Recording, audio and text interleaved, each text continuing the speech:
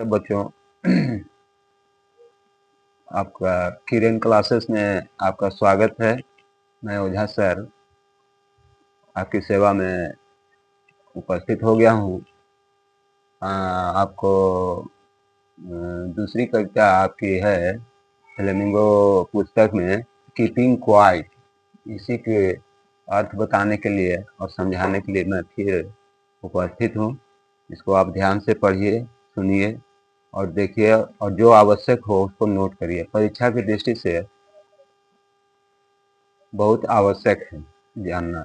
इसके बाद कविता का सेंट्रल आइडिया जब आप हम बता रहे हैं, हिंदी में बता रहे हैं, इस सेंट्रल आइडिया से ही जितने भी प्रश्न पूछे जाएंगे उससे से संबंधित रहते हैं। इसलिए आपको ये जानना जरूरी है कि प्रत्येक कविता का सेंट्रल आइडिया क्या है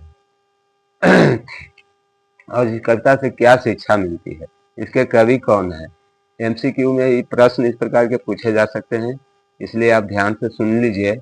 और कविता का जो मूल भाव है, सेंट्रल आइडिया जो है, वो हम आपको बता रहे हैं। सबसे पहले आप जान लीजिए कविता का शीर्षक है कीपिंग क्वाइट।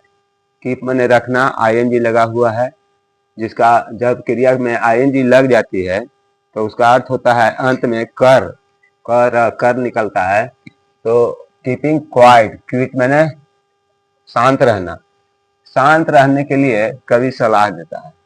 कविता का शीर्षक है कीपिंग क्विट माने शांत रहिए। इसके कवि हैं पाब्लो नेरूदा। इनका जन्म 1904 में हुआ था। कहाँ हुआ था? पराल में हुआ था। पराल कहाँ है? चिली देश में है। पराल कहाँ है? चिली देश में है। 1971 में इन्हें नोबेल प्राइज भी मिला है, नोबेल प्राइज विजेता भी हैं। और इस कविता से मूल शिक्षा क्या मिलती है? तो इस कविता में कवि लोगों को अपने अंदर झांकने के लिए कहता है। प्रत्येक व्यक्ति को इंट्रोस्पेक्शन की सलाह देता है, आत्म मंथन, या अंदर अपने अंदर झांकिए कि हम क्या हैं। और इसी की आवश्यकता को कवि कहा है इस कविता में। आइए सेंट्रल आइडिया देख लेते हैं। अब हम लोग 12 तक गिनेंगे। कवि कहता है कि अब हम लोग 12 तक गिनेंगे और हम लोग चुपचाप शांत रहेंगे। शांत रहेंगे। चुपचाप शांत रहने के लिए क्यों कहता है? क्योंकि प्रोस्पेरिटी और पीस दो चीज व्यक्ति के जीवन में बहुत जरूरी है आज के समय में। तरक्की, लेकिन तरक्की कैसे हो? शांति से हो, युद्ध से नहीं हो, हिंसा से नहीं हो। इसी की तरफ कवि इंगित करता है। पुनः हम लोग 12 तक गिनेंगे और हम लोग चुपचाप शांत रहेंगे। पहली बात, जीवन में विचित्रता और भिन्नता, वेरिएशन आते जाते रहती है। उतार चढ़ाव मनुष्य के जीवन में होते रहता है, कभी अप एंड डाउन। इसमें हम लोग सभी पृथ्वी पर एक साथ रहते हैं, फिर भी हम लोग पृथ्वी पर उस उतार चढ़ाव को झेलते हैं और एक साथ रहते हैं।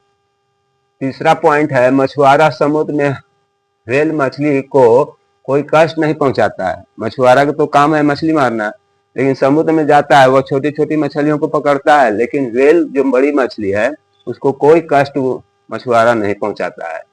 नमक जमा करने वाले व्यक्ति का हाथ खारे पानी के कारण घायल हो जाता है।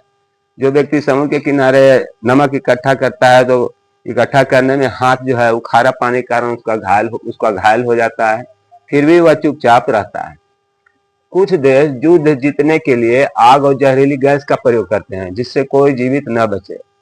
बहुत से युद्ध हुए हैं जिसमें आग और जहरीली गैसों का प्रयोग हुआ है, जिसमें मानव जीवन का बहुत क्षति हुई है। तो कुछ राजनेता, दूसरा फिर आगे कवि कहता है कुछ राजनेता साफ कपड़ा पहनते हैं लेकिन जनता की भलाई के लिए कोई काम नहीं करते हैं। ये पॉलिटिकल है, कवि का पॉलिटिकल व्यू है। फिर आगे कहता है कि हम मृत्यु को अनदेखा नहीं कर सकते।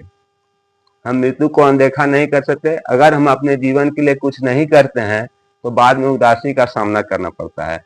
यहाँ पर कवि बहुत बड़ी बात की तरफ इशारा करता है कि प्रत्येक मनुष्य को अपने जीवन का कुछ उद्देश्य होना चाहिए और उस उद्देश्य की पूर्ति के लिए हमें तो कुछ करना पड़ता है। हम अपने आप को समझ नहीं पाते हैं। सबसे बड़ी समस्या है कि व्यक्ति अपने आप को समझ नहीं पाता है कि मैं क्या हूं और मुझे क्या करना है। ये मेन लाइन है, इसको ध्यान से याद रखिएगा। प्रत्येक कुछ व्यक्ति भी या बहुत से व्यक्ति यह समझ नहीं पाते हैं कि मैं क्या हूं और मुझे क्या करना है और पृथ्वी पर मेरा क्या कर्तव्य है। भूल जाते हैं लोग, इसके बारे में जरा सा भी नहीं सोचते हैं। प्रकृति हमें शिक्षा देती है, नेचर जो है हमको शिक्षा देती है कि पृथ्वी पर प्रत्येक चीज मरी हुई है। जितना भी पृथ्वी पर चीज है सब मोर्टल है, मरणशील है, मालूम पड़ता है, बाद में जीवित साबित करती है। फिर कभी कभी वही वस्तु मनुष्य के लिए उपयोगी हो जाता है और लाभकारी बन जाता है। अब हम लोग 12 तक गिनेंगे और तुम चुप रहोगे और मैं जरूर जाऊंगा। फिर कोई अंत में यही कहता है कि अब हम लोग 12 तक गिनेंगे लेकिन चुप रहेंगे, और अंत में कभी मृत्यु की तरफ इशारा करता है।